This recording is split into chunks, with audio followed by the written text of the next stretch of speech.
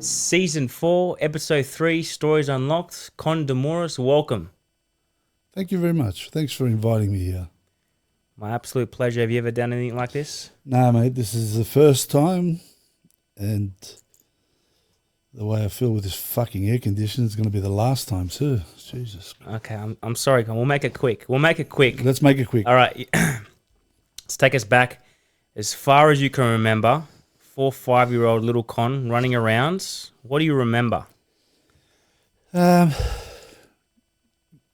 I can say is everybody's life has its own stories. I have a story. I grew up, born in Belmaine. My brother, my parents, my dad's from Kalamata, same part of Greece as you. We're from the same town, to be honest with you. I was just talking to your dad. My mum's from the north of Greece. It's a place called Panagia, which is in Preveza. They came to Australia. They met in Newcastle. They got married. Hold on. We're going pretty fast. So, oh, you want to go from 5 years old, not from 1 year old? No. We're there with your parents. Yeah. Okay. One is from the north. One's from Kalamata. That's right, south. Okay. So, how did they meet? Well, my dad was working at the steelworks in BHP. In BHP in Greece? In here in Newcastle. Okay, wait. So when did your parents came here? No, my dad came first. At what age? My dad was in his early 20s. He was in his early 20s in Greece. Yep. And he came out with his brother. Why Australia? Why not America? Why not anywhere else? He said they saw an ad about Australia, and he decided with his brother, who's still with us today, he's in his 90s, they decided to come to Australia because they thought this would be the place that they, it was tough. My dad was one of 6, 7. My grandfather got married 3 times, had children with all the women. So my dad was one of the eldest, and he left to make a better life for himself. What did your grandfather do? Just olives. They were just olive. Olives in Kalamata. In Kalamata, yeah. Best olives in the world, right? Absolutely. No questions asked. No questions asked. Yeah. Trust me. So he was in the fields. He had 1, 2, 3 wives. 3 wives. 3 wives. My original grandmother passed away, and then he married the second wife, and he had 1 child with her. It was a lady, Paraskivi, who's in same town as your grandparents. Trikofo. And then she passed away as well. Wow. And he married again, and he had three a son and 2 daughters. The 2 daughters are here. One's in Earlwood, one's in Cogra. Wow. And my dad's stepbrother is in Klima, the family home. Crazy. So, how old? Again, he was 20 years old. In his early 20s, yeah. And he obviously by plane? No, by ship. He came by ship, your father? Yeah. Wow. Yeah. Patrice? They all came out with Patrice, mate. How many times did that boat go up and down? Seriously? That was the boat of boats, mate. Trust me, that's crazy stuff. So what? That's 40 days at sea on the Patrice? At least. Did he tell you any memories from it? There's a bit of a story. Yeah, the only story he really said is when he landed, or when they shipped here. I don't know if this was a joke or whether this was serious about it. So they came out, him and his brother came out to find work and build a better life for themselves, yeah? So as they got off the ship, my dad said there was some money on the ground. He found there was a penny on the ground. And my uncle said to his brother, my dad, said, look, Australia, you find money in the street. My dad said, my uncle said, pick it up. He goes, nah. He said, I'll start work tomorrow. So he didn't pick it up. Now, I don't know if that was a joke, but he kept telling me this story all the time. So I do remember that story. So And what's the moral of that story? The moral of the story was, he didn't want to work on the day that he arrived. He wanted to start the day after. Got it. That's the moral of the story. So it sounds like he's got a similar sense of humor Correct. to you. Yes. The apple doesn't fall far from the tree, does it? That's it. So he gets here. You get off on a boat, new country. Did he speak English? No. Wow. So foreign language. Yeah. Then what? What does he do? Looks around. He's in Piedmont. Then they're in Woolloomooloo. Okay. They were all started down there. Wow. And then he said that there was a Greek family in Belmaine. I can't remember the name. I'm sorry.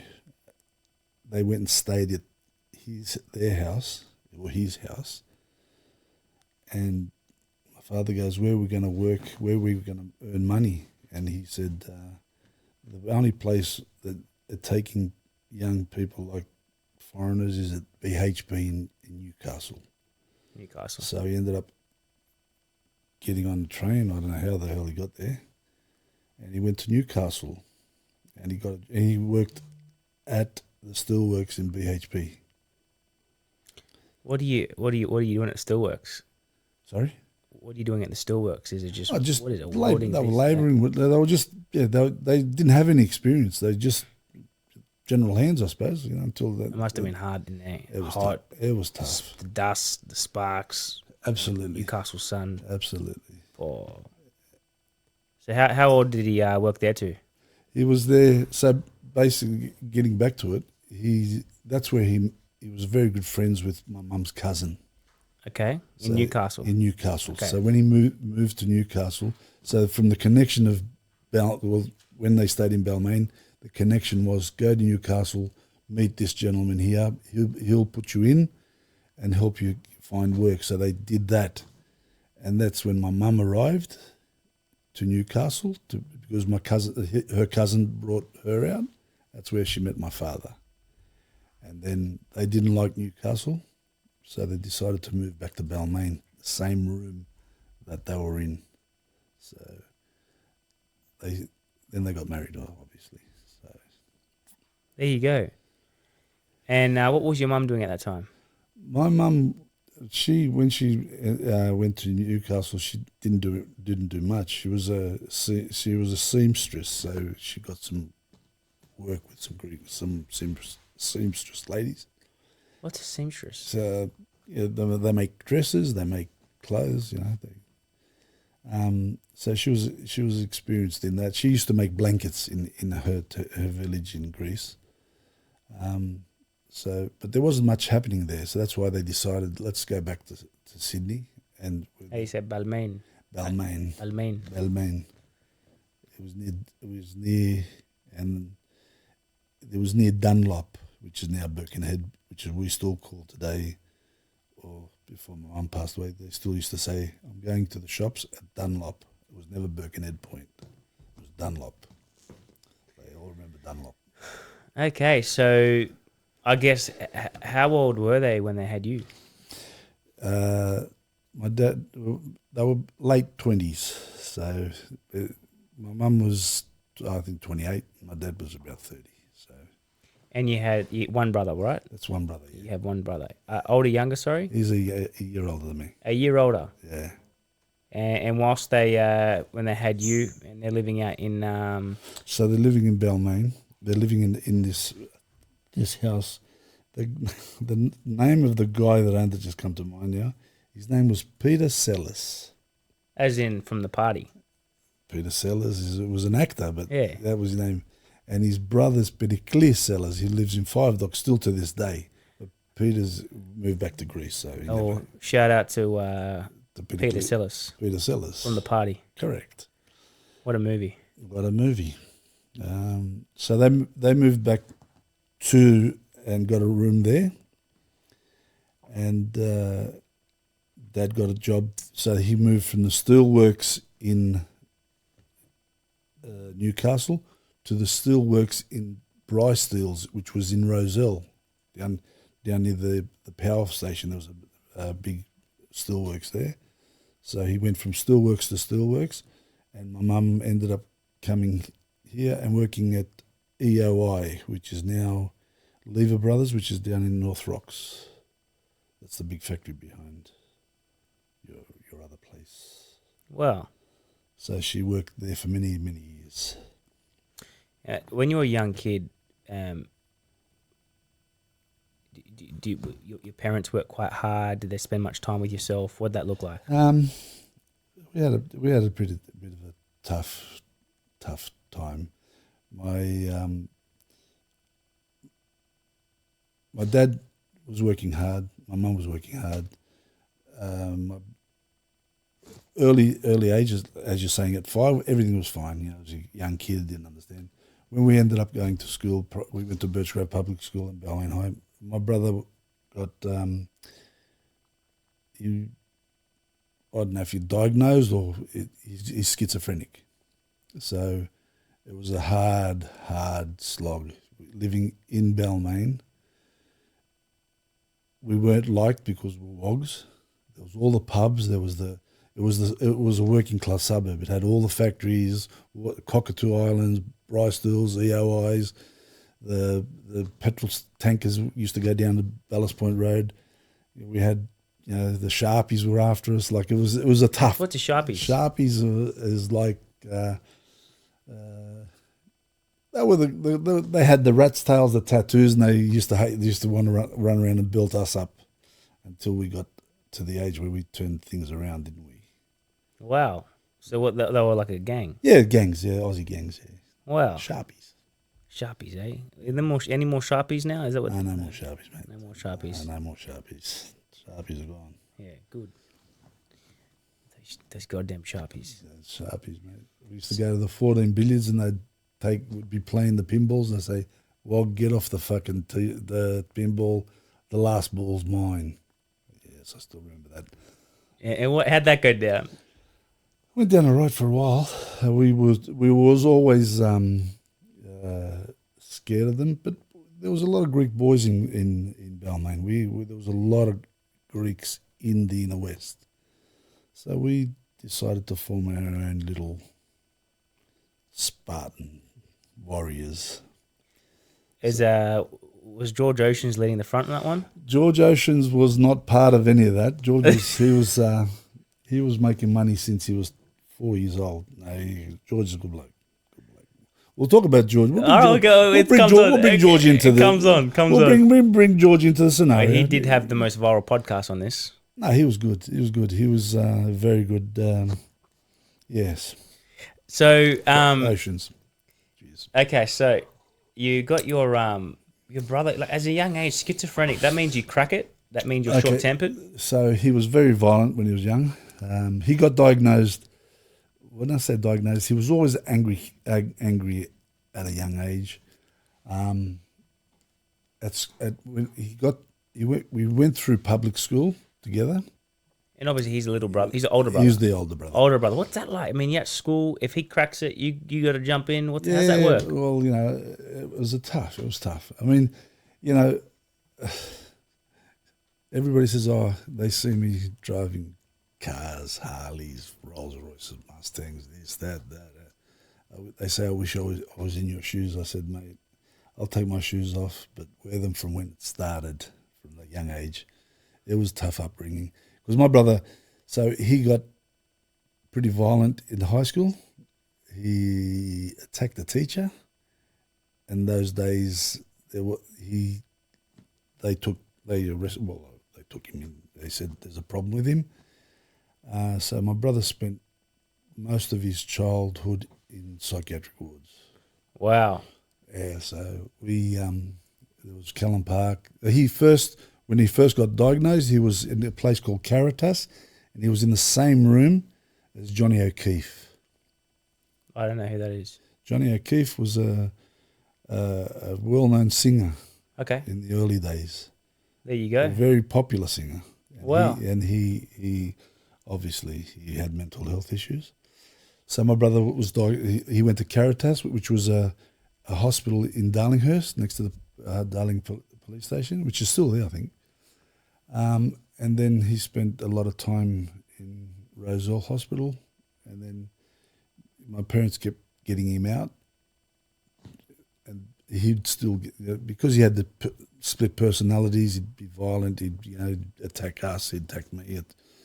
So he ended up in Morisset, which was like a psychiatric prison sort of thing. Is that Putney? Wait, no, Morisset is up near just past Wyong. Okay, wow. Gosford, Wyong. So my parents used to go up every Sunday to see him. Oh my God. Yeah, so life was it wasn't fun, but we made do with it. Like we kept, my parents, my mum was a real, she just, for her family, she just did everything for my brother and myself, and we kept going. During just in primary school, running around, are you the popular kid in school? I was always the popular kid. Among primary school, high school. Were you playing sports in primary school? I used to be a really good football player. I was a big prop, and I had a good defender, kick. eh? I was the prop, big bloke. I used to go in hard. I played a bit of sport. I was very fast. Like don't look at me now, but he was. You're still fast behind a wheel. Yeah. I was. I made the states for discus, so. I had a go at it, yeah. And in high school, subjects, what did you do? Fucking hopeless. Absolutely hopeless. What would you pick? I didn't pick the easiest shit. Just, visual arts, PE, what'd you pick? I couldn't do anything. I just dumb. I was dumb as maths. I was dumb. English. I was in special English 5. You know what that was? That was dumb. Real dumb. You didn't try though. I get that vibe. No, but the thing is, I went to school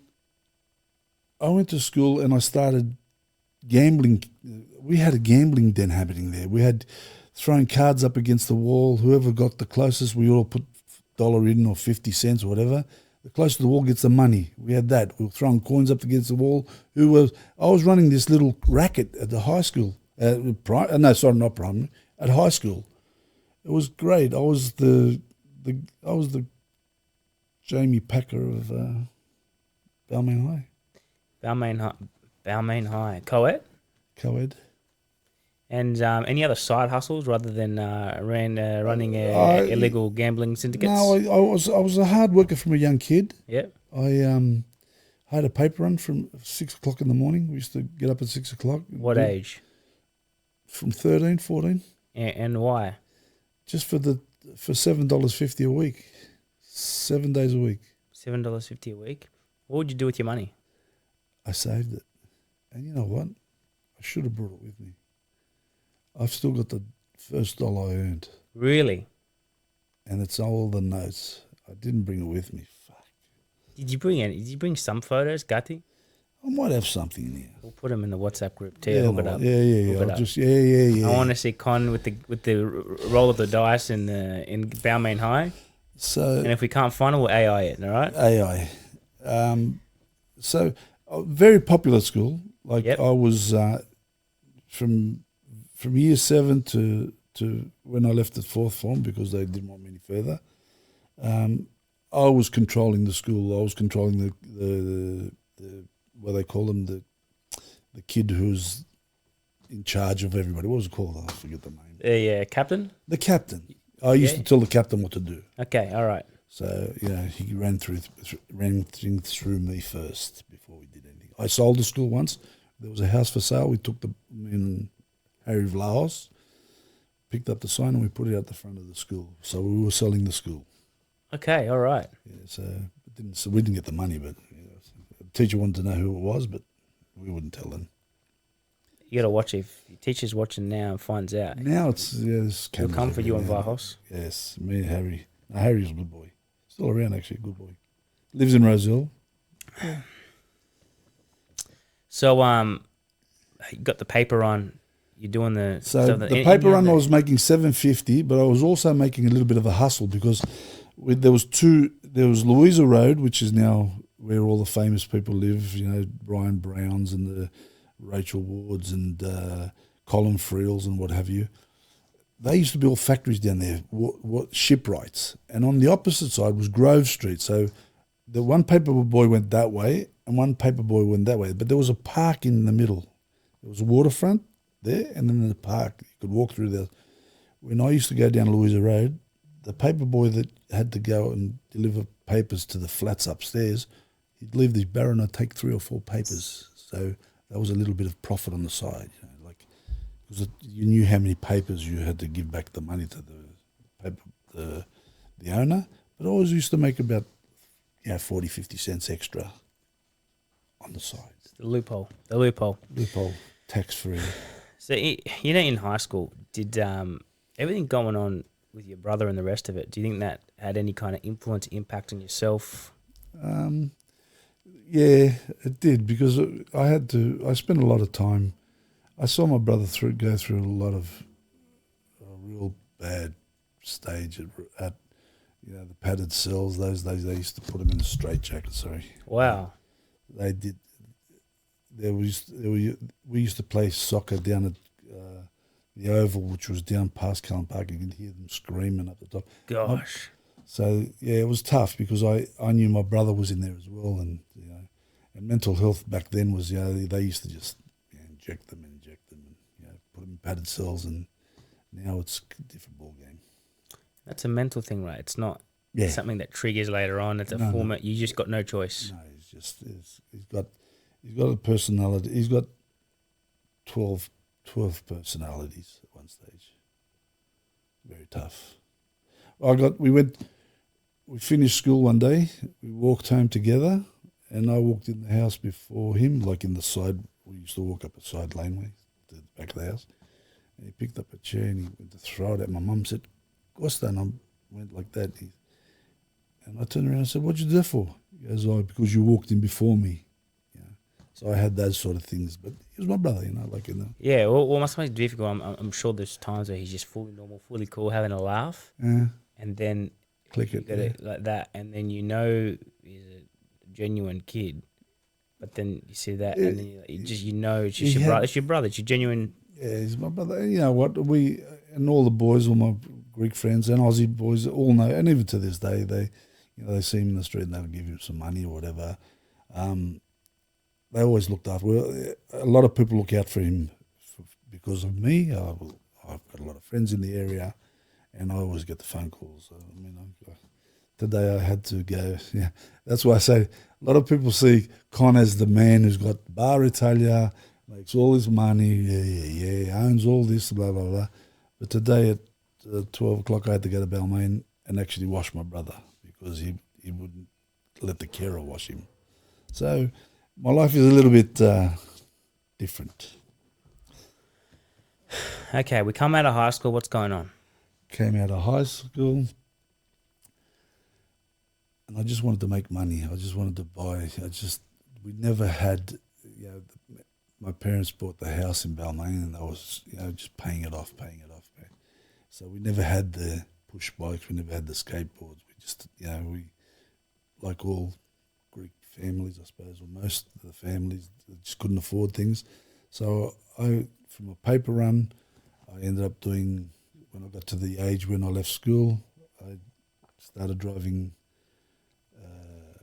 meat works. I worked at the meat works, driving at nights, weekends. I was driving taxis for my Uncle Bill. He had a taxi, so I was doing taxi driving. I did tow truck driving. How was that? It was good. It was good fun, actually. Oh, you were on a muck there. Yeah, it was good. When a 50-50 situation, so someone smashes, you rock up, they rock up, same time, then what happens then? Who gets the job? Who gets the bag? Who do you think gets the job?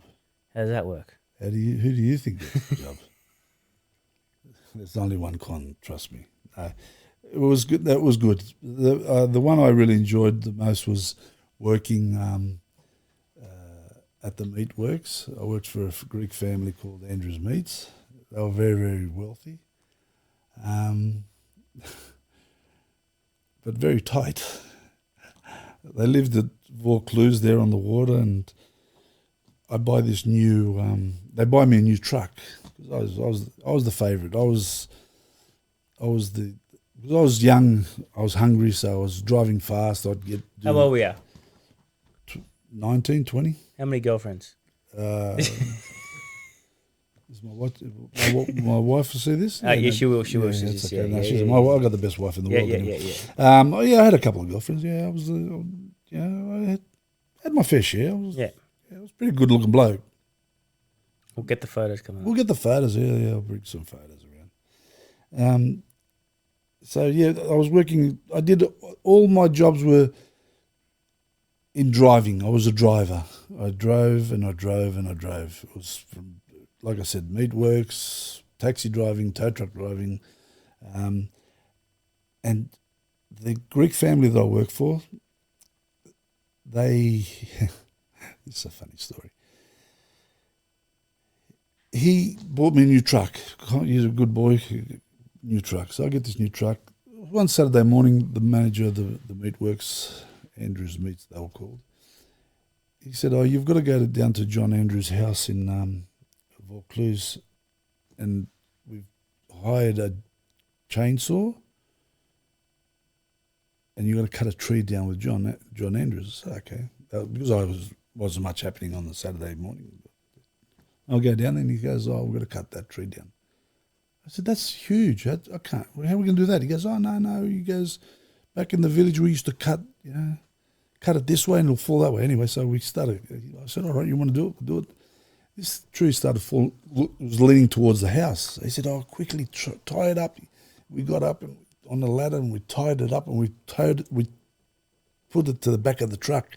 And he said, "Now just bring the truck forward so it doesn't fall. The tree doesn't fall." As we bring the truck forward, the tree falls down. Bang! Straight on my new truck. I was so pissed off, mate. My new truck destroyed. He just laughed because of that wealthy. I got a new truck a week later, so it was okay. So his brother lived at Mossman, and he wanted to go to. So they used to use me for everything. Oh, can't go there, can't do this, can't do that. Because his brother Nick Andrews was going to the Opera House, and he said, again, Emilio was the name of the general manager, whatever. "You're going to go to Nick's house tonight. You're going to wear it. We're going to hire you a suit, and you're going to drive him and his wife with a Rolls-Royce to the Opera House." I thought, "Oh, I'll do that." And I got paid. I was driving this Rolls-Royce. Went to open the door. They went out. They felt like royalty. I felt great. Went back, gave back my suit, gave back the keys of the Rolls-Royce. 5 years later, I buy a Rolls-Royce, don't I? And I start a wedding car business. So how old were you? 25 then? 24? I was 20. I was 22. 22 years old. And just before, up until 22, had you ever been overseas? Yeah, I went a lot. My mum, because of she didn't want me to be upset with my brother with things for my brother, so she'd always say, go to Greece. So, with friends we'd go to Greece. We had, so I spent quite a bit of time. It's not bad. Yeah, it was good. They helped. My mum and dad helped us. Where would you go stay in Greece? Always with my cousins in Kalamata and in Epirus. So Not bad. Yeah, it was good. Whereabouts in Kalamata? You used to go to the Thalassees or further up? We were a lot in the village because those days wasn't. To be honest with you, I only met the water. We only did a few years back with my wife. We used to always spend the time at the village, Just not audio, eh? You get bored though. It was boring, but we had the track. My uncle had an old BMW motorbike. And I used to take my cousins and go for a ride into the mountains. It was good. It was good fun. Right on, Marco. You have a laugh at, don't you? Yes. Simple things. Yes. So that was that's it was great. Times have gone now. All right. So how'd you get the cash money to buy a Rolls-Royce at 22 years old? So I did that. Then I met my wife. 22. It was 21. 21. She was at my 21st birthday. How'd that go down? Like, what happened? Why was she at your 21st birthday? I met my wife in Castlereagh Street. I better not get this wrong. Castlereagh Street. Her and her sister from Alice Springs. Okay. From Alice Springs. Alice Springs. Greeks in Alice Springs. Italians, Sicilian. Italian. That's right. Sorry, Italians That's right. in. That's why Bar Italia's Italian. Don't worry, the All right, comms there. don't get protective, No, man. All right, we trust get it. me, All right, trust me. what did I bring Sicilians. up? Okay, You don't fuck around with the Sicilians. I'm on in. All right. all right. So You've just morphed from Greek to Italian. Correct. So Thursday night was big nights in Sydney in those days. We had Pitt Street and all the cars used to go past, the stags and whatever. Me and my friends used to go into the city and watch people walking around, right? We were young, we didn't have a lot of money, we just used to drive the meat trucks there. Anyway, we parked the truck and we went for a walk, and we're walking up Castlereagh Street. And this mate of mine knew Serena and her sister, met them with some other friends at a ski trip or something. Anyway, I just saw her and I was, wow. They left and said, "Oh, we'll go out sometime." I turned around and I said to my friend, "This is a true story. You listening?" I said to my friend, "I'm going to marry that girl." And I met her not even for 5 minutes. Wow. The charm worked at the end. We went out and we kept going out and I kept going out. Then they went back to Alice Springs and I was heartbroken. So we had this little relationship over the phone, backwards and forwards. Long distance, eh? Long distance. But at the end, I got her. Man, you could have ended up living in Alice Springs. You could have been conned from Alice Springs. So, things are going great now. She's travelling to Sydney. Yep. She says, "You need to come and meet my parents in Alice Springs." I thought, oh, fuck, here we go. Now, remember, I used to drive meat trucks, yeah?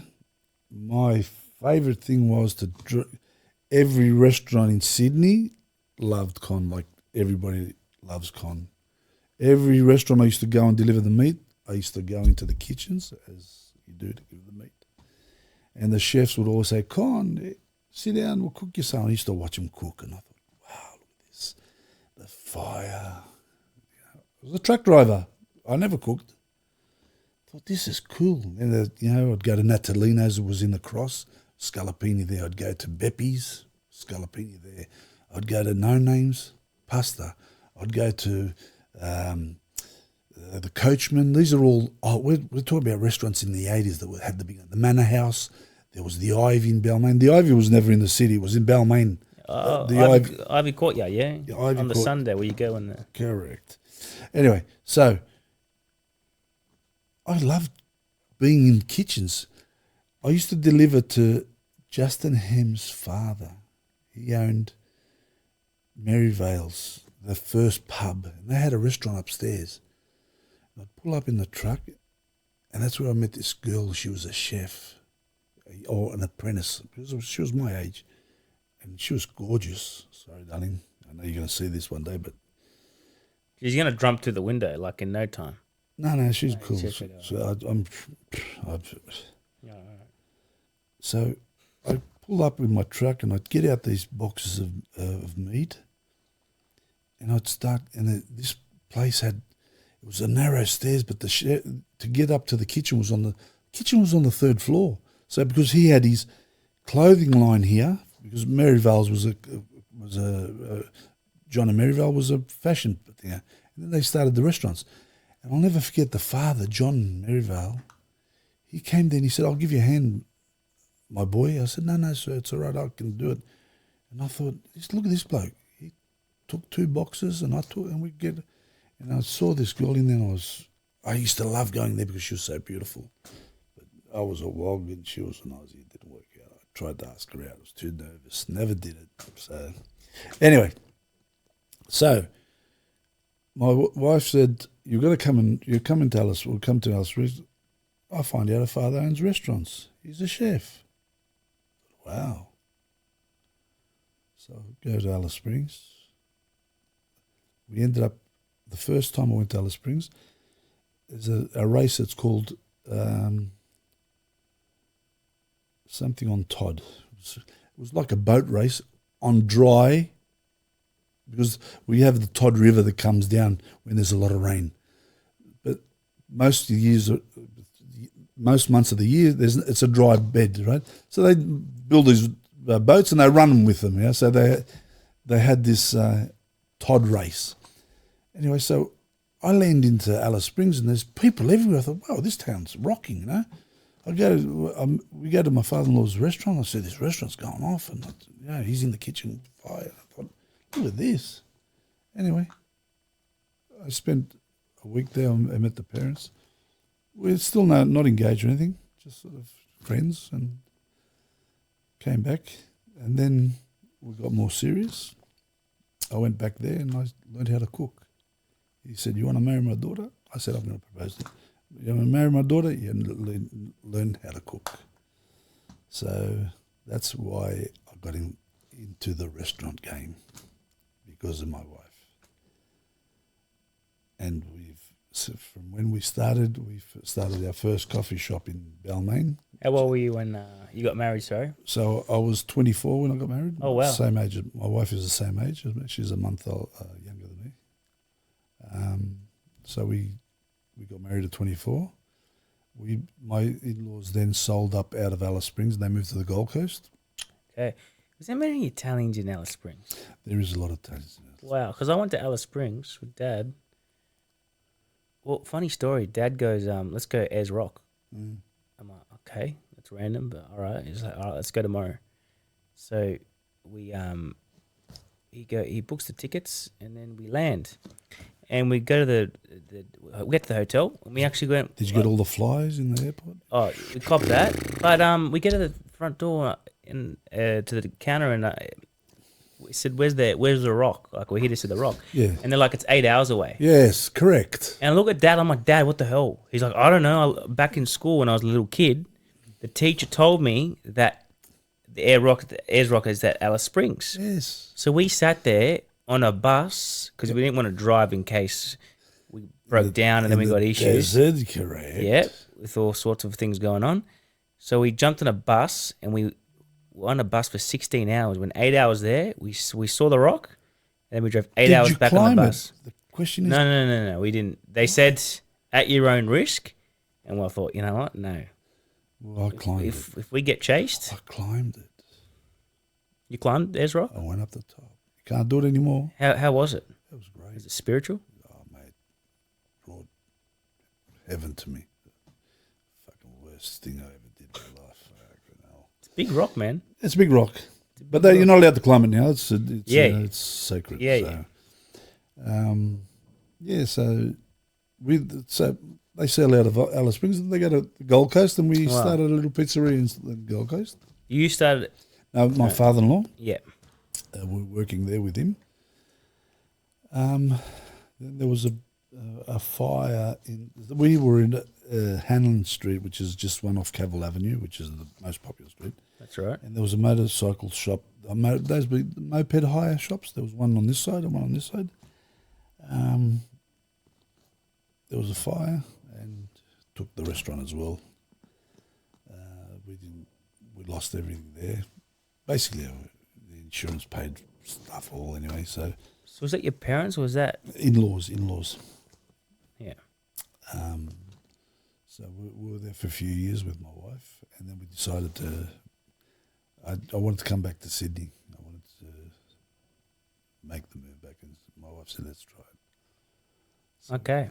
So you're in Sydney, you're about 26, 25, I was 27? 20, so I got married 24, with about 28.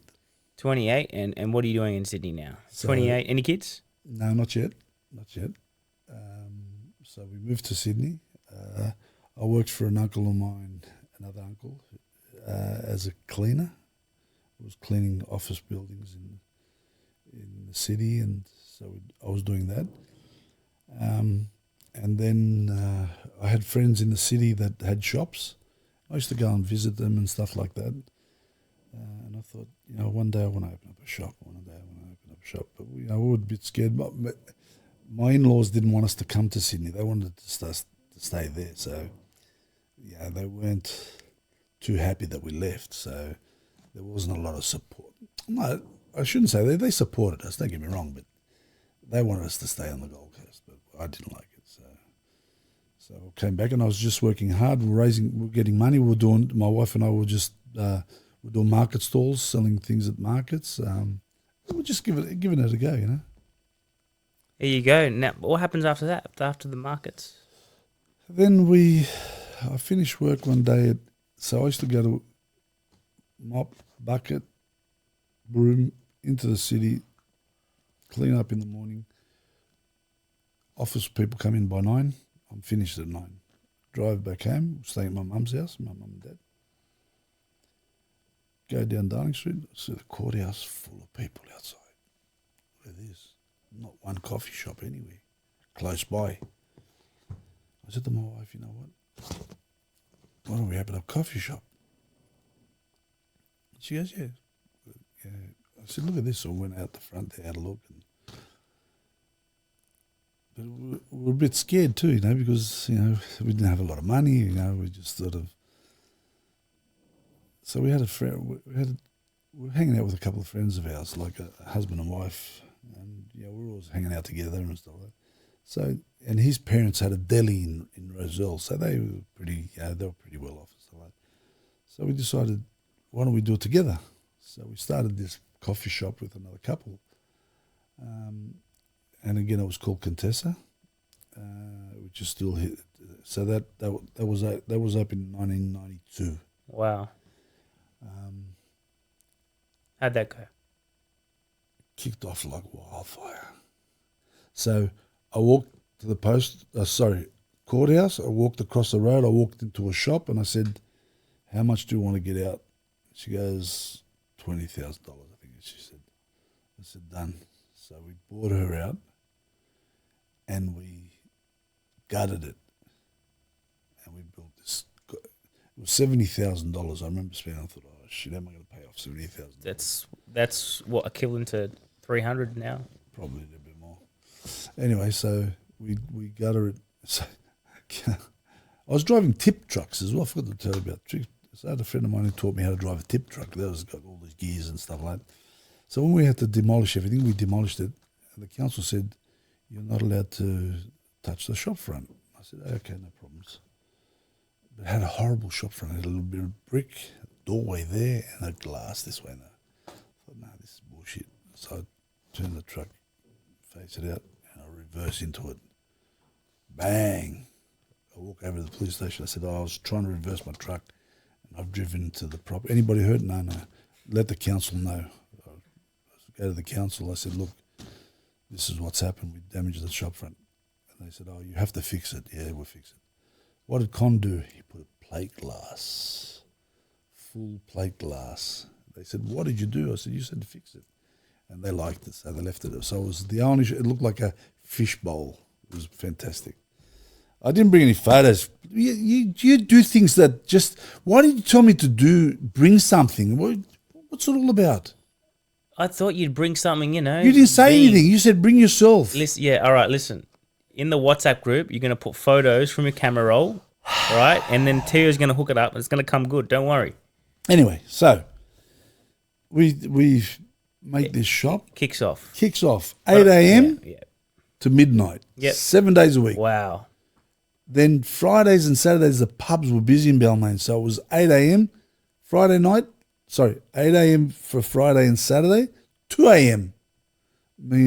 So we had the partnership. One partner's husband and wife were running one shift. We were running the other. Things were going great. Fantastic. We're making money. Everything was beautiful. And did I buy the Rolls? No, I didn't buy the Rolls-Royce first. Then a friend of mine came up to me. So we were renting. So we left my mum's house. So I just didn't want to. So my brother was coming and going and stuff like that. And I thought I didn't want my wife to be involved in that. That's my issue, not my wife's issue. So we decided to rent. We rented a unit down at East Belmaine, overlooking the harbour. Beautiful. $300 a week back then. Two bedrooms, sorry. And a friend of mine came to me and he said, oh, Connie goes, there's a property for sale in Belmaine. You should buy it. He goes, it's a shop downstairs and there's residents upstairs and a granny flat at the back. So we ended up going and have a look at it with my wife. Yeah, we'll buy it. So we ended up buying it. Paid $315,000 for it. So we rented out the shop. The shop was $400 a week. The residence upstairs was about $350, and $100 at the granny flat at the back. And my parents and in-laws said, "Why don't you move in? You bought it. Why don't you move into there?" And I said to them, "Yeah, but we get the money from them, and we pay the rent down there. We were looking at the water, you know." They didn't get it. They thought, you bought a property, you should be living in it, yeah. But it worked out really well. So we had that. We still own it, and it worked really well. Like, business was going great. Coffee shop was going gun ho. That's when I met George. If you want to, that's when I met George. That's when the time when we, and it's a funny, and he probably told you the story what happened. What happened? So I decided I want to go fish and chips one day. So I used to go up there and I used to see him. I didn't know him very well then. Anyway, one day I went there and he was on his own. No one in there. So, you know, I don't know what happened. Maybe all his staff didn't turn up, whatever. It was a smaller shop, it was busy. And I walked in there was a line out the door and I was walking. I said, "Hey, George." Like, he goes, "Hello, Malaka, come here. Just come behind the counter." Come behind the counter. And he said, "Just take the money." I was taking the money. I wasn't bringing. He was doing all these fish and chips, and I was just taking the money. And that's when we bonded as good friends. Like, and he used to come to my coffee shop. We used to, so we've been friends since 92. So that's a long time. That's random. Yeah, it is random. But you get two characters. What happens when you get Connor and George in a room? Yeah, we'll get down that road in a minute. Okay, so you got your coffee shop. You got your place out in Belmaine. What's happening now? Where's the kids coming? Yeah, we had problems. We weren't having kids. We had no protection, no this, that. No kids. I thought, fuck, what's going on here? Anyway, so I said to my wife, I want to buy a nice sports car. So I go to the auctions. And those days, the auctions, they used to walk around with a flag and they used to go up to the car and put it on top of the car. There's people everywhere. It was at the Warden Pavilion. I was looking for an SL Sports Mercedes, a 450 SL Mercedes. So they put this thing there, 20, 30, 40, 50, $70,000 to the big bloke over there. Yes, I bought a SL. I said, he goes, "Congratulations, you just bought the Rolls-Royce convertible." "What?" I said, "No, I'm looking at the Merc." He goes, "That's the next car." And I said, "Wait a minute." So I walked down there and I looked at this Rolls-Royce and I thought, fuck, that looks all right. "No, it's all right, I'll buy this." So I bought this Rolls-Royce. I'd take it home. What kind of ringtone was that? That's very important, mate. What is that a special one? That's a message. Okay, so it's a special one. Okay, that's the tow truck. That's it. Oh, there he goes again. Ooh. It sounds like the beep of your car. Yes, it is, but maybe it is. Maybe it is the beep of the card. Anyway, going back to the thing. So I buy this Rolls Royce and I drive it. I get in the car and I go and I'm going to go straight to my parents. Pull up out the front. My father's got the cigarette. Kalamatiano, big mustaki, sitting at the front of the house. I get out and I said, "Dad, look what I bought." He looked at me and he said, "Who the fuck do you think you are, a narcissist?" And I said, "Oh, thanks, Dad." I left. Anyway, so I take it to I didn't have a garage. We had no garage. I didn't want to leave it out on the street. So I took it to a friend's house and I parked it at his house. Anyway, next day, he rings me up and goes, "Mate, there's oil on the ground." I said, "What? Oil? Clear oil?" I don't know. I went there to look. Oil. I didn't know anything about Rolls Royces and how fucking expensive to run. So I take it, there was a Greek guy in Homebush, back of Homebush. And he worked on Rolls-Royces. Nice guy. And I took it to him and I said, I just bought this and it's got clear oil. He goes, it's just the accumulators, the brake accumulators. That's nothing. He goes, we can repair that straight away. I said, can you give me a quote? He goes, yeah. To do that, it's five and a half. And I went, $550? He goes, no, 5,500. I thought, fuck, what do I do? I've got to sell this car, can't I? I'm 5,000. I paid 74 for it, and I've got to spend another 5. And I thought, what have I done here? Anyway, I said, mate, fix it. I'm going to sell it. I was going to put it back into the auctions. So I fixed it. I was driving from there, and I was driving back to my mate's place. And another friend sees me, and he goes, Con, I saw you in a Rolls-Royce. I said, yeah. He goes, man, I'm getting married. You want to do my wedding? So I've never done a wedding before. It was the first wedding I did. While I was out there standing next to the car, 10 girls came up to me and said, have you got a business card? You get a business card. I had no company, nothing. I just started writing my number. That's how I started my wedding card business. Wow. So I ran this wedding car business. But the funny one is, where did I park this Rolls-Royce? So I didn't have a garage. So I was looking for garages in the area. And a mate of mine goes, listen, he goes, Malcolm Young from AC/DC's got a big mansion at East Belmaine. I'll ask him if he can park it there. So you know Malcolm Young from AC/DC? Yeah. So he said, yeah, you can park it there. So I parked it at his house, which he still owns now.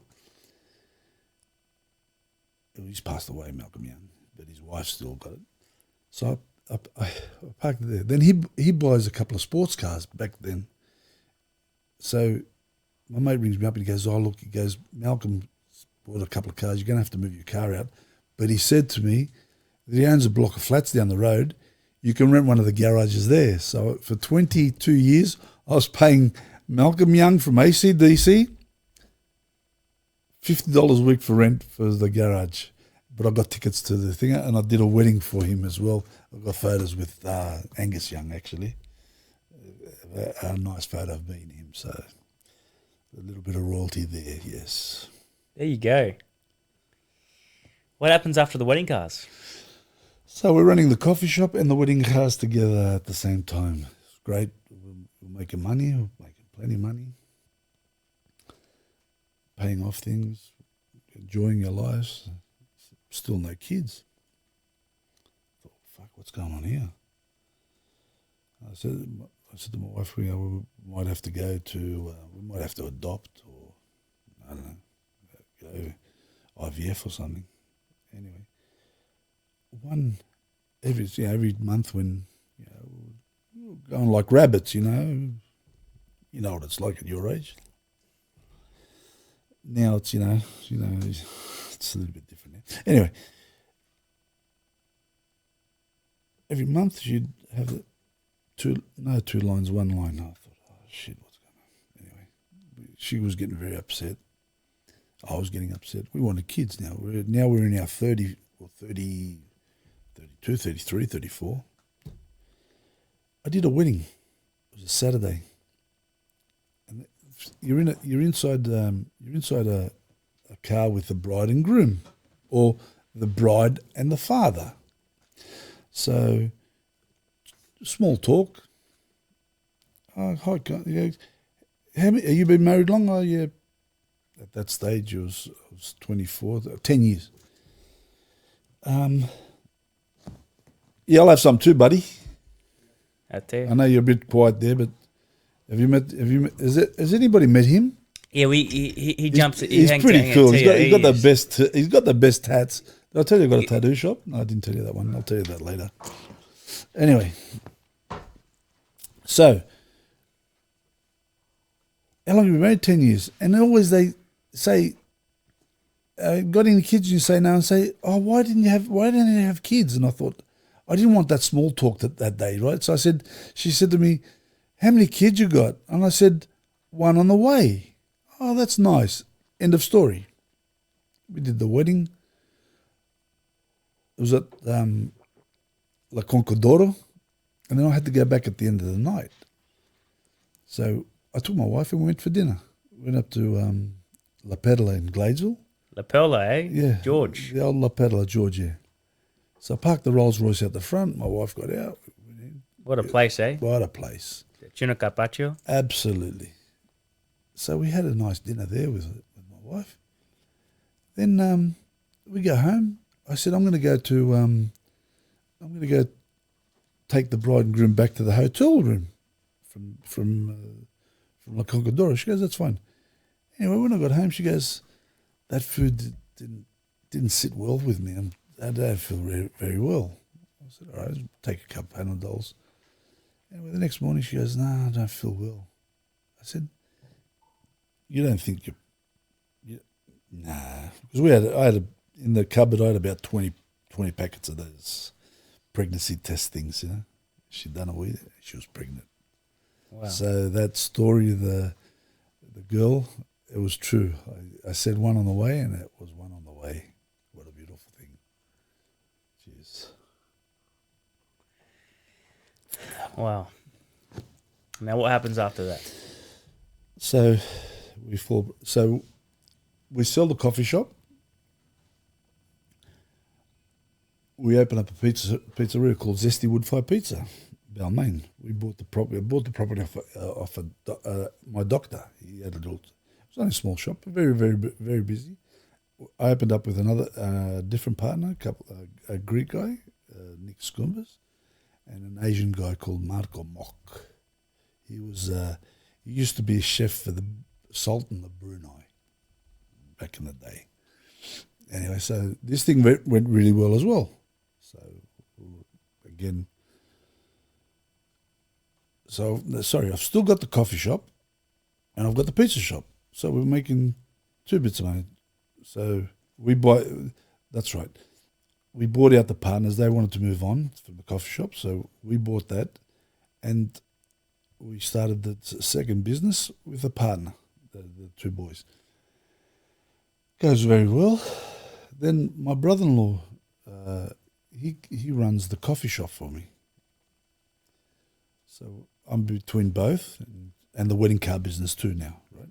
So I'm doing weddings on the weekend. So I'm diversifying in everything, wherever I could make a dollar. We run the coffee shop and the pizza shop. Then the pizza shop, the two partners had a fight, the Asian guy and Nick.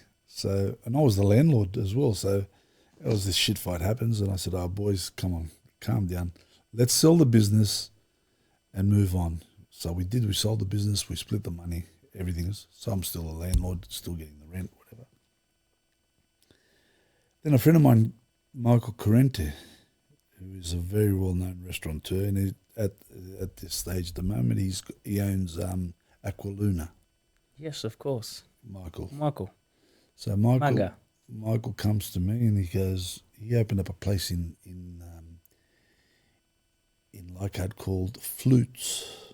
Made no sense. People ring up and say, how much it cost to fix my flute? Anyway, he opened up with a South African mate. Went to shit. He comes to me and he says to me, why don't we open up a pizza shop like Zesty? We'd sold Zesty now. I said, we'll go and have a look. So we went over, because their partner wanted to get out. They weren't making money. They're going backwards. So we go there and I look at the license, 3 a.m. license. I said to him, this is not a pizza shop. This has to be a nightclub. Got the 3 a.m. entertainment license. And he said, oh, how are we going to do it? I said, well, there's a place called Mykonos on Crown Street. It went very well with hens parties. I said, look, he does very well. That's in the old Greek Bouzoukia. Yeah. Mykonos. Yeah.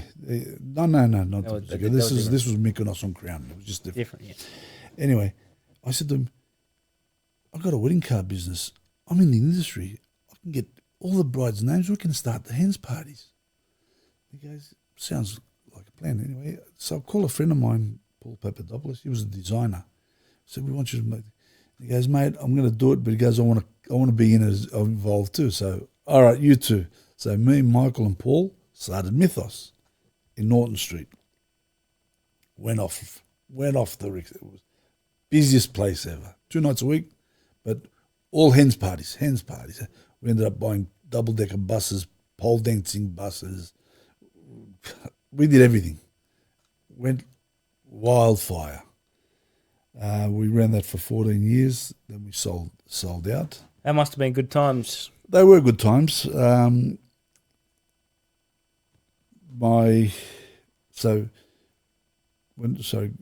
I've jumped a bit. So my son was born in 96. Yep. 1996. 28.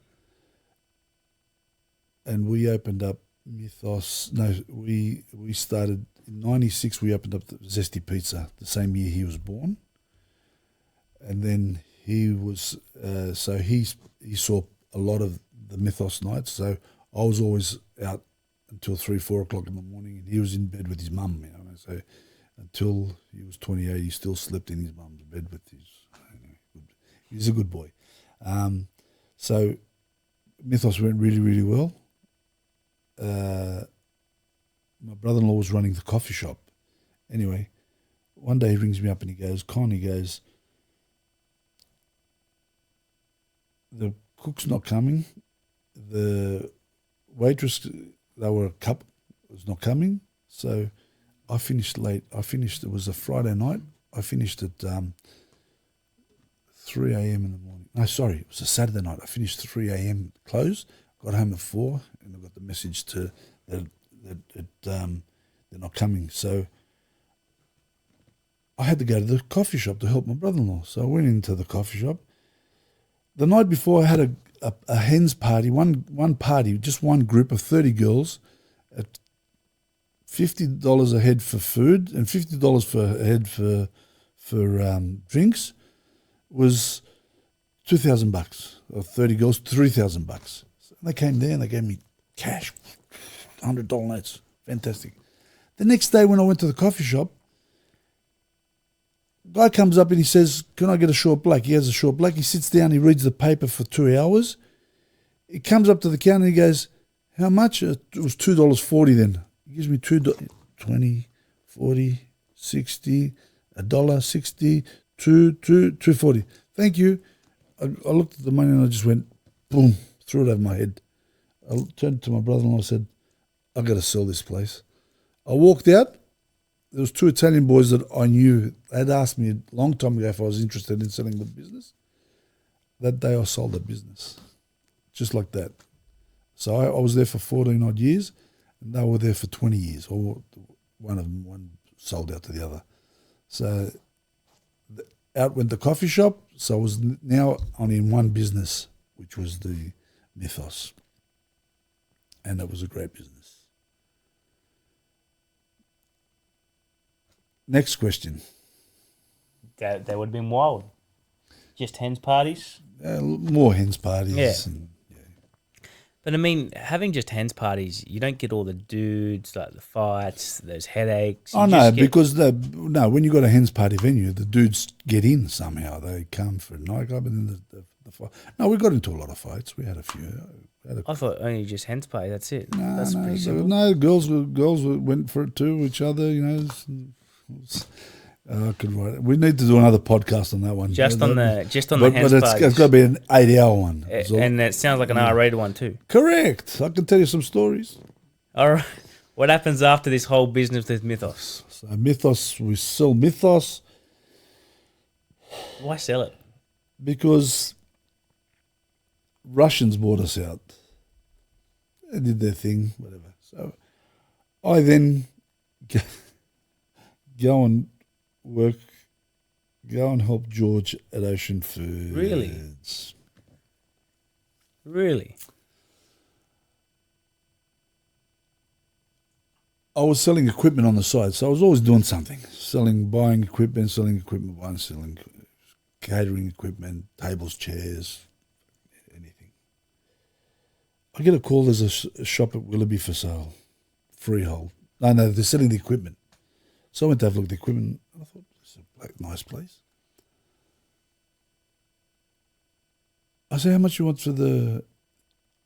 He goes, "I was selling, we're going back to Greece." How much you want for it?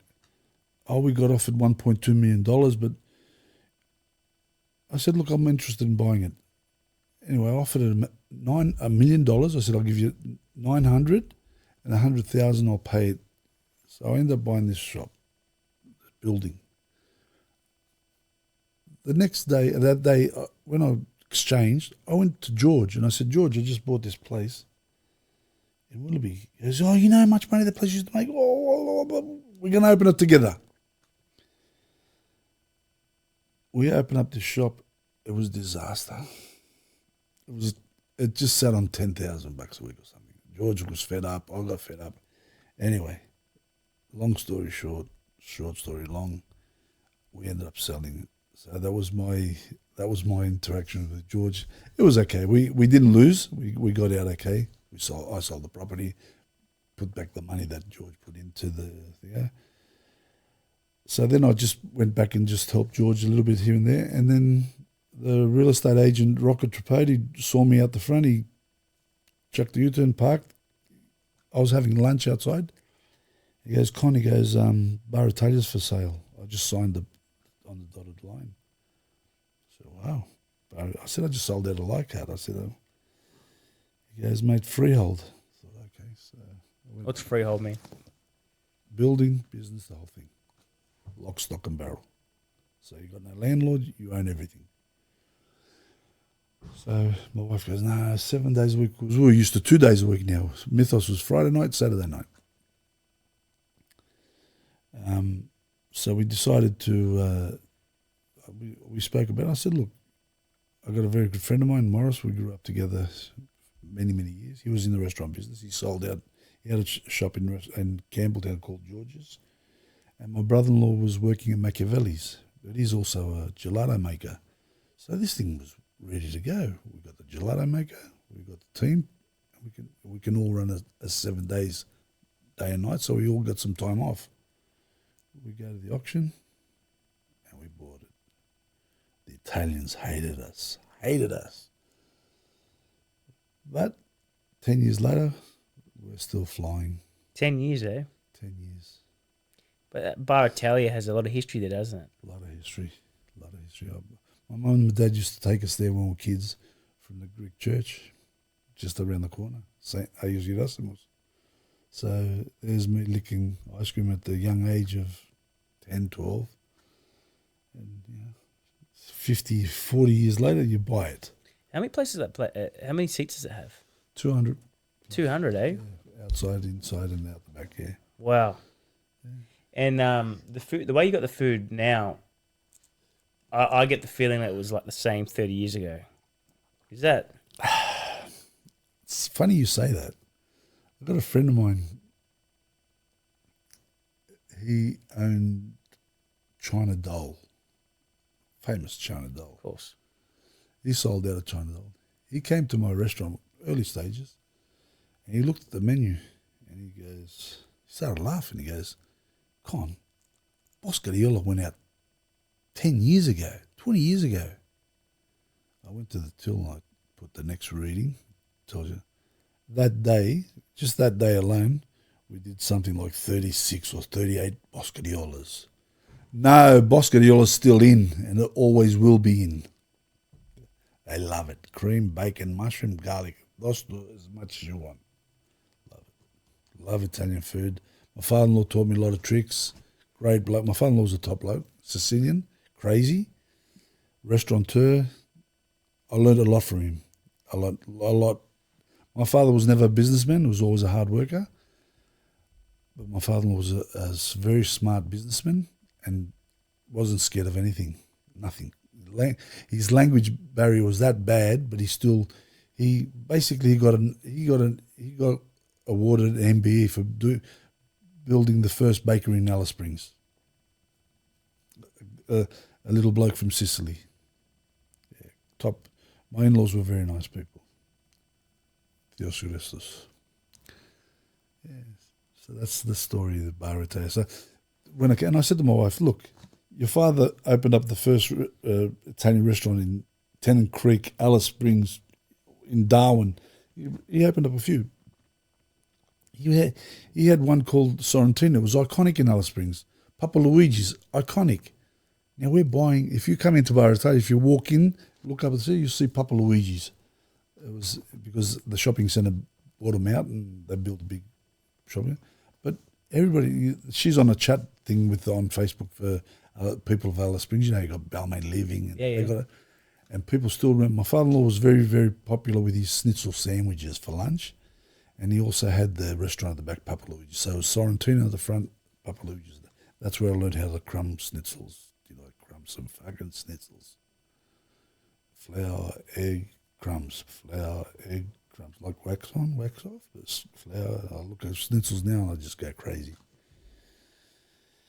And he had the technique of, he would go to Italy, bring ice cream machines. He made ice cream, brought granita machines. So we followed his footsteps.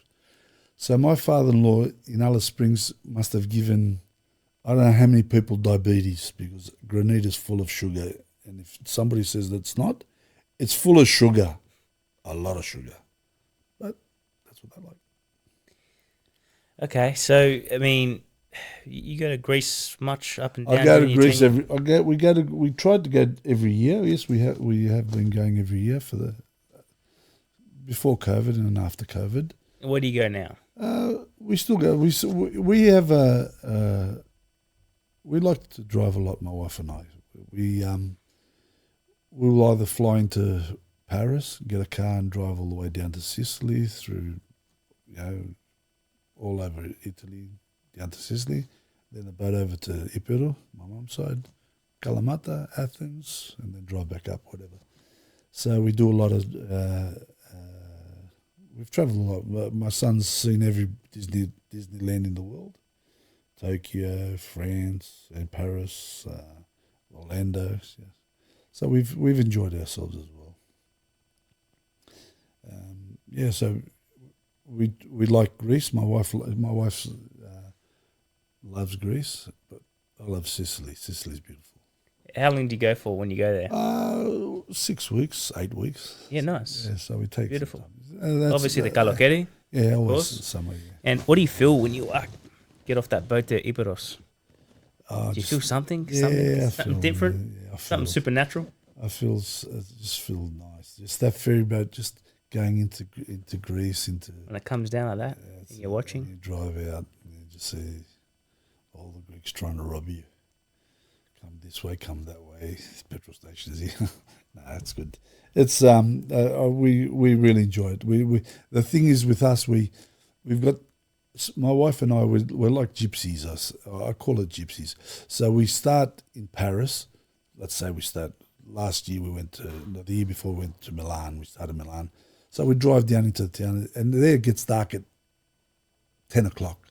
So we go for a swim, and then we pull into a town and we start looking for a nice hotel. And then you could bargain with them because they think, 9 o'clock, we're not going to get anybody for this room. So you just offer them anything and you get in there. Yes, we start saving money, don't we? Love it. How funny is that? All right, so that kind of brings you to now. Yeah, it brings me to now. And I'm sure there was a lot that happened in between. One son, right? One son. My son got married last year in Greece. Oh, in Greece? In an island called Eos. Eos, eh? Yeah, they found a beautiful villa there, and they got married there. It was a nice wedding. He's now living in Belmaine. He's an engineer, and his wife's a school teacher. Beautiful girl, nice family. Everything's beautiful, man. Everything is nice. What do you see Bar Italia in 5 years from now? Well, I see Bar Italia. I'm 62. I see myself not in 5 years' time. In 20 years' time, me walking in with a stick, sitting in that little corner table of mine, my little short black, just looking at the people and being happy of what we've created. This partnership has created such a beautiful vibe. It's great. I love it. It's something that I worked hard to get to. Like I said, my thing was being a driver. I was a driver all my life, and I ended up in something that I had passion, but never went to cooking school or anything. So, but my father-in-law taught me. He said, "This is the way you do it. This is the way you learn, watch, cook." So, and every now and then you'll see me with an apron in the kitchen. I don't mind having a go. I'm not scared. I really enjoy it. But I feel like your natural habitat is behind that counter when people are walking in. Yes. And you just grill people. I do. You take the piss. Absolutely. And people love it. They love it. They love it. We won't tell them how I do my social media because you're the social media king of Sydney. You're going to put me out of business. You're social media king. We'll work it out. We'll work it out. But, so, as I've got 36 cameras in that place, Big Brother's watching. So, they're really funny. Today we carried in I bought a nice antique. Fuck, I'm tight. I'm a tight ass, really, seriously. I see this beautiful antique bench. We got a table at the front with a red cloth on it. I don't like it. I said, this is rustic. It's brown. It's like it's old part of Bar Italia. So I saw it on what's the Facebook Marketplace, $400, and I think okay. Yeah, I reckon you live on that thing. That's where you get your deals, eh? Love it. Marketplace, eh? And you play with them. Love it. You play with them. You rock up. It's 40. I give you 30. You one of those? No. So I messaged her and I said she had it for 400. So I messaged her, would you take 300 today, mate? She went bang, yes. And I thought, I've just killed myself. No. So I said, sorry, I'm not buying it. I got my friend's phone and I got in there and I said, will you take 250? Oh, no, it's worth 400. I can come today, so I've saved $50. I got it for 250. I picked it up today. And today's social media, it's got me carrying it in. Where's your camera? Can we... Come, Clark, come here. Come on, Tia. Tia, come here. Come here. Shut up. Have a look what we did today. That's if they haven't taken it down. Because sometimes I get things taken down. Yeah. I'll show you where it is. Give me a sec, Tio. No worries. It should be there. Oh, no.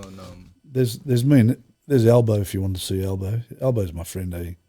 I see. Yeah, he's a good bloke. No, hang on. I'll tell you where I'll find it. Yeah, this is where I'll find it. Sorry. Oh, sorry. Is that you or me? That was me. What are you doing? Oh, but my phone keeps going off. Okay, so if I go here and I go to the... why hasn't... This is what it does to me. Okay. Just give me 1 sec to go. We're getting there. Messenger. I go here. And I go to Bar Italia because there's a bit of social stuff happening, There's also Damouras social media, So it's not. You hold the phone like a papu the way. Yeah, sorry, maybe this bloody thing's in front of my face here. There you go. I'll put it back in after. Yeah, thanks, buddy. You're the best. You know what? He's lucky to have you, or you're lucky. I am. No, I'm lucky. You are very lucky. Sorry, boys. Just talk amongst yourselves while I just find it. There it is. Come here, Jack. Look.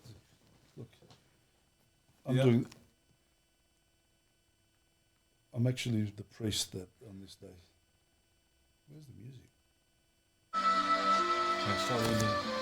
There you go. Ave Maria. It's like we're carrying a coffin. Yeah. Can you see it? Yeah, okay. See, I'm the priest. Yeah. Unofficial, official priest.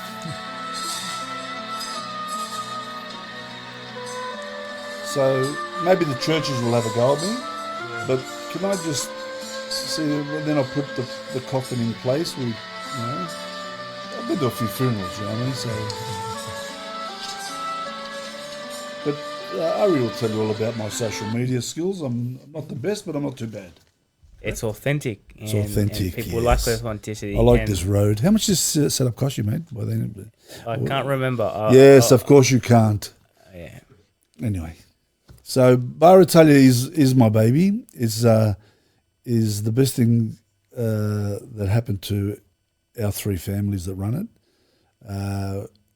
We've got a great partnership. We've got we're all on the same page. My brother-in-law does a fantastic gelato. He's amazing. My sister-in-law runs the staffing and and the cleanliness and the teaching the staff how to do things. Morris is he's in charge of all the stock taking and looking after everything. My wife is the accountant part of the thing, and I'm the social butterfly. Which is big relationships. Talk shit to people. Yep. It's very important. Very important. And that's what many people don't realise. It's not just about people go to fill something. So I went from the CES to the CEO. This is like whiskey, but it's only water. I don't drink. I don't know if you know, but I don't drink. And why is that? At all. I just don't like it. Just never really enjoyed it. So yeah, nothing at all. All right. Well, from what I'm hearing, from a young kid, your parents both working class people, and you carried those same ethics, but you had those entrepreneurship from running the gambling syndicates back in high school at Belmaine High to the other bits and pieces you were doing, but you had the entrepreneurship and the work ethic, and that combined is where you did really well. But you met your beautiful wife, and today you've gone through an amazing journey. You've had all the adversity, from a young age, and right the way through. Haven't heard you complain. Haven't heard you. It's just positivity. Happy to be here. I'm a very positive person. I've had tough times. I've been through a depression when I sold my nightclub. I was a bit down. My mum passed a couple of years ago. She was my brother's carer, so now that's on me now. He's okay. I mean, it's just he's my brother. At the end of the day, I've got to look. Family's family.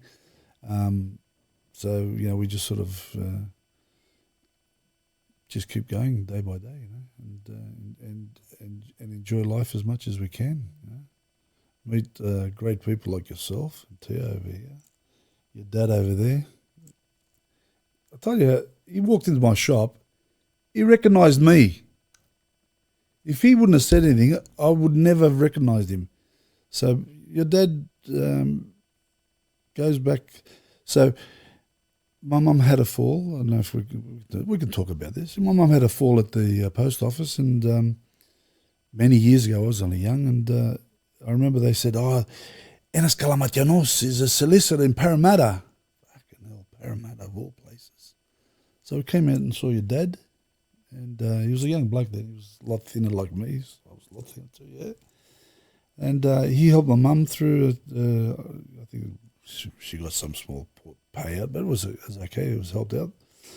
And he walked into my shop and he said, Damouras. He said my surname. I thought, he said who he was, and I thought, wow, what a great memory.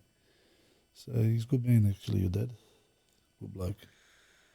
That's where you get it from. That's where you get the apple doesn't fall far from the tree. I don't know about that, but one piece of advice, you would tell a 10-year-old Con, one piece of advice, what would it be? One piece of advice I'd tell a 10-year-old Con. I would tell Con, keep going. There's a light at the end of the tunnel, and that's what I've done all my life. There's a light at the end of the tunnel.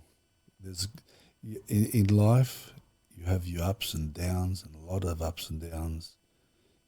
You cry, you laugh, you cry, you laugh. you know, yeah, just keep going, because and enjoy it along the way, because you know, I remember when I was your age, you know, and I thought, I've got heaps of. You know, I remember my dad going, I'm sore here, I'm sore there. I'm starting to do that. I'm sore here, I'm sore that. Yeah, that's what I tell young Con. And maybe I was never a smart boy. Like I said, at school I'd never, but I had to drive, and you know, and I had I had balls. I'd have a go. You know, I opened up a nightclub in the middle of Leichhardt. You know, my mum goes, "Where are you going?" Pupas sepultus tangathia. Like, you know, where are you going with no shoes, where there's what are the gathia called, splinters or whatever. But I made it work. You know, Contessa worked, Zesty Pizza worked, Mythos worked, Bar Italia worked, and it's gone to another level. But we're there. I mean, you know, we're part of the team. You know, you've walked in there. I'm working. I'm behind the counter. I'll make pizza. Or, you know, It's the frequency. When you think of Facebook, you think of Mark Zuckerberg. When you think of Virgin, you think of Richard Branson. yeah, When you think of Bar Italia, you think of Con. A lot of people will go there. You be made feel special. I mean, I've been there a whole number of times. You know that. yeah, You've seen me around. yeah. No, You have a laugh. yeah, no. We do have a laugh, And you know.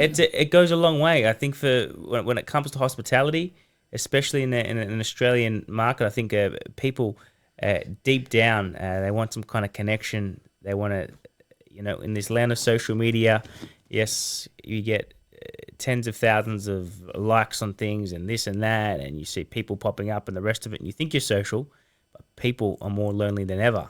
Correct. People want community.